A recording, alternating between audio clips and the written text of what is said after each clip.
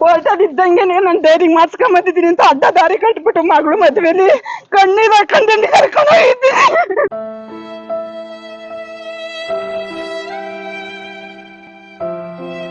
ನಾನು ಒಂದ್ ದಿವಸ ಪರವಾ ಬಂದೆ, ಒಂದು ಹಾಲು ಹಾಕಿಸ್ಕೊಬಿಟ್ಟೆ ಕಣ, ಡೈರಿ ಬರಲ್ಲ ಅಂತ ಬಿಸಾಕ್ರ. ಅವ್ರು ಮಾತ್ರ ಡೈರಿ ಬರೆದ್ರು ಹಾಕ್ಸ್ಕೊಂಬಿಡೋರು. 3 ಸಬ್ ಹೊಟ್ಟೋದು ಚೆಲ್ ಬಂದು ಬಾಗ್ಲಾಗ ಹೋಯ್ದ್ಬಿಟ್ಟು ಆಚೆ ಇಟ್ಕೊಟ್ಟೋದನು. ಬಾಗ್ಲಾಗ ಹೋಯ್ದ್ಬಿಟ್ಟು ಹಾಕ್ಸ್ಕೊಂಡಿಲ್ಲ, ರೋಡಾಗ ಹೋಯ್ದ್ಬಿಟ್ಟು ನಿಮ್ಮ ಮನೆ ಹಾಳು ಮಾಡ್ಕೊಳ್ಳಿ ಅಂದ್ಬಿಟ್ಟು ತಿರ್ಗಾ ನಿಮ್ಮ ಡೈರಿ ಹತ್ರಕ್ಕೆ ಬರಲ್ಲ ಅಂದ್ಬಿಟ್ಟು 20-25 ಲೀಟ್ರ ರೋಡ ಸುರಿದು ಹೊಟ್ಟದೆ.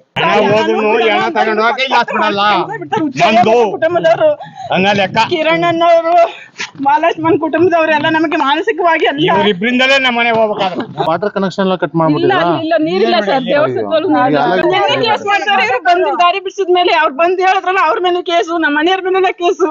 ಸಾಯ್ಬೇಡಿ ನೀವು, ನಾನ್ ನಿಮ್ಗೆ ಅನುಕೂಲ ಕೊಡ್ತೀನಿ, ಏನೇ ಬಂದು ನಾನ್ ನೋಡ್ಕೊಂತೀನಿ, ನೀವು ಸಾಯ್ಬೇಡಿ.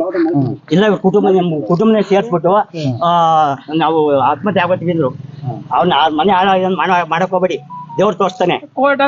ಹೋಟೆಲ್ ಆಗತಕ್ಕ ಇರೋ ನೀರಿ ಅಂತ ಸಾಧನೆ ಮಾಡಿ ನಿಲ್ಸಿದೀವಿ. ಕೋರ್ಟಲ್ಲಿ ಇದ್ದಂಗೆನೆ ನಾನು ಡೈರಿ ಮಾಡ್ಸ್ಕೊಂಬಂದಿದ್ದೀನಿ ಅಂತ ಅಡ್ಡ ದಾರಿ ಕಟ್ಬಿಟ್ಟು ಮಗಳು ಮದುವೆಲಿ ಕಣ್ಣೀರ್ ಹಾಕೊಂಡು ಕರ್ಕೊಂಡು ಹೋಗಿದ್ದೀನಿ.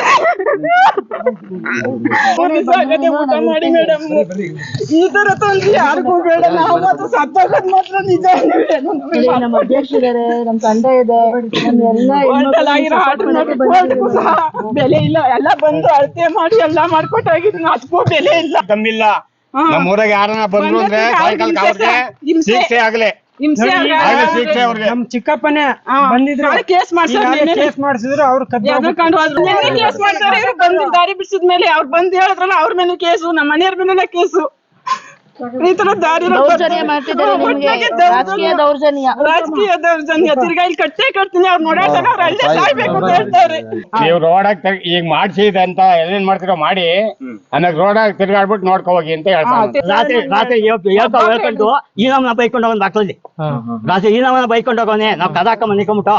ಇದೊಂದ್ ಲೆಕ್ಕ ಮಾಡಿ ಹೋಗಿ, ಇನ್ ಬಾಕಿದ್ ಬಿಡಿ, ಇದೊಂದ್ ಲೆಕ್ಕ ಮಾಡಿ. ಈಗ CC ಕ್ಯಾಮರಾ ಆಸ್ಪತ್ರೆ ಮನೆಗೆ ಹೋಗಿ ಅಲ್ಲಿ ತೋರಿಸ್ತೀವಿ, ಅಲ್ಲಿ ಕರ್ಕೊಂಬತ್ತೀವಿ. ಇಲ್ಲಿ ಇವತ್ತು ಇಲ್ಲಿ ಪ್ರೂಫ್ ಇಲ್ದಲೆ ಅಂತ ಸೇರ್ಸವ್ರೆ, ನಾವು ಸೇರ್ಸ್ತೀವಿ. ಯಾವ ಹಾಸ್ಪಿಟ್ಲ್ ಸೇರ್ಸಿದ್ರು?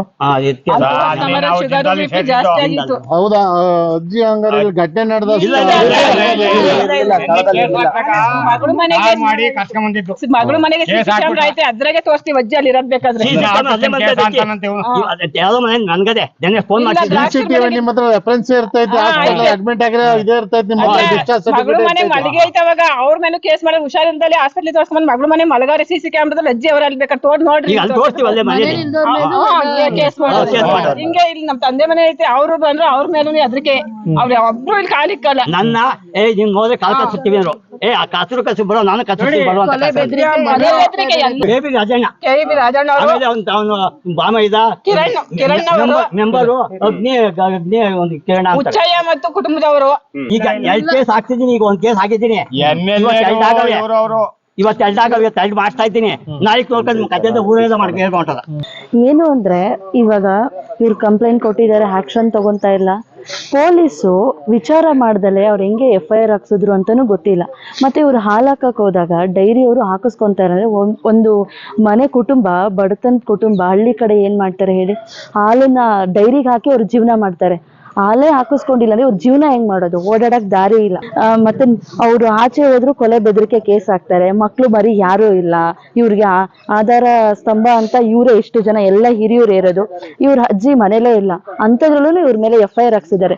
ಪೊಲೀಸು ತನಿಖೆ ಮಾಡಿ ಆಮೇಲೆ ಅವ್ರ ಮೇಲೆ FIR ಹಾಕ್ಬೇಕಾಗಿತ್ತು. ಏಜಾದವ್ರ ಮೇಲೆ ಸುಮ್ನೆ ಆಗಿ ಅನಾವಶ್ಯಕವಾಗಿ ಅವ್ರ ಮೇಲೆ ಬೇರೆ ತರ ಎಲ್ಲ ಕೇಸ್ ಹಾಕಿದ್ದಾರೆ. ಇವಾಗ ಹಾಲು ಕೊಟ್ಟನೆ ಜೀವನ ನಡೆಯೋದು ಎಷ್ಟೋ ಬಡ ಕುಟುಂಬಕ್ಕೆ. ಈಗ ಅವರು ಕೂಡ ಅಧ್ಯಕ್ಷರು ಕೂಡ ಒಂದು ಹೆಣ್ಣು ಆಗ್ಬಿಟ್ಟು ಮನೆ ಸಂಸಾರ ಹೆಂಗ್ ನಡೆಸೋದು? ಅದರಿಂದ ಬಂದಿದ್ದ ದುಡ್ಡಲ್ಲೇ ನಡೆಸ್ತಾರೆ. ಇವಾಗ ಬೇಸಿಗೆಗಾಲ, ಮಳೆನೂ ಇಲ್ಲ, ಬೆಳೆನೂ ಇಲ್ಲ, ಅವ್ರ ಹೆಂಗ್ ಸಾಯ್ಬೇಕಾ? ಏನ್ ಮಾಡ್ಬೇಕು ಅಂತ ನನ್ಗೆ ಗೊತ್ತಾಗ್ತಿಲ್ಲ. ಹಂಗಾಗಿ ನಮ್ಮ ಎಲ್ಲಾ ಕಾರ್ಯಕರ್ತರು ನಾವು ಬಂದು ಇವ್ರಿಗೆ ನ್ಯಾಯ ಕೊಡ್ಸೋ ನಿಟ್ಟಿನಲ್ಲಿ ಇದ್ದೀವಿ. ಮುಂದೆ ಬೇರೆ ತರ ದೊಡ್ಡ ಹೋರಾಟ ಮಾಡ್ತೀವಿ ಅಂತ ಕೇಳ್ಕೊಂತೀವಿ.